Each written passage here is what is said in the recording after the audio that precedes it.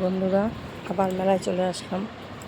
মেলাটা যেহেতু আমাদের বাড়ির কাছে, তো বারবারই যেতে হয়, আবার বিশেষ করে আমার ছোটো কন্যার জন্য। এই দেখো, এখানে ওরা বায়না, প্রতিদিন মেলা যাচ্ছে, প্রতিদিন জিনিস কিনছে, কিছু না কিছু খেলনা, এটা দাও সেটা দাও, তো তবুও আর হচ্ছে না। তো আমরা যাচ্ছি, এই দেখো এই ফুলের দোকানটার দিকে। এটা খুবই পছন্দের, রেগুলারই আমি গেছি ফুল দোকানে, কিন্তু পছন্দ করে উঠতে পারিনি কোন ফুলটা নেব। তো আজকে করেই নিয়েছি যে নেব। তো এটা পছন্দ করেছিল কর্তামশাই, কিন্তু আমার অতটা ঠিক পছন্দ হলো না। বাড়িতে আমি চেয়েছিলাম ফুলই রাখবো, তো এই ফুলগুলোই দেখছিলাম।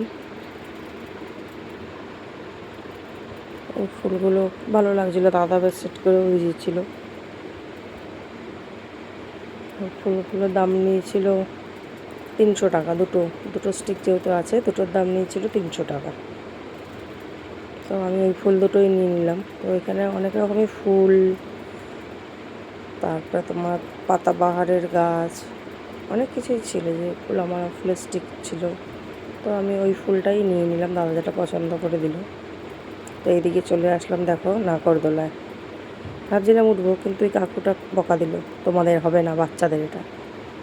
সত্যি সত্যি ওটা বাচ্চাদের। তো আমি একটু এমনি বলছিলাম, আমি বড় নাগরদোলায় উঠি না, ভয় লাগে খুব। এদিকে আবার খেলনা, ছোটোটা আবার চলে আসলো খেলনা কিনতে। ও দিদি ওকে বোঝাচ্ছে এটা নেই ওটা নেই, ওর পছন্দই না। আমিও দেখছিলাম কি আছে। এই দেখো, ঠিক ও দেখে রেখেছে এটা একটা দোকানে, মানে ওর হাতের সাইজে নেলস পাওয়া যায়, ওর খুব শখ, তাই ও নিয়েছে। ও মাথায় রেখেছে কোন দোকানটায়, কিন্তু ভুলে গেছিলো। দিদির সঙ্গে ঘুরে ঘুরে ঠিক বার করলো এই দোকানটা, আর নিয়েও নিল।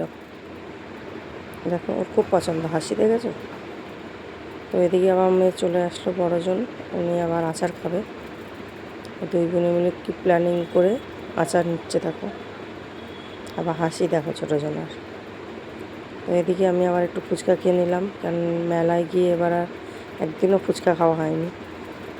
ছোটোটাকে জিজ্ঞেস করলাম ফুচকা খাবি, ওরা খাবে না, কেউই খেলো না, আমি একাই খেলাম। তো চলো বন্ধুরা, টাটা।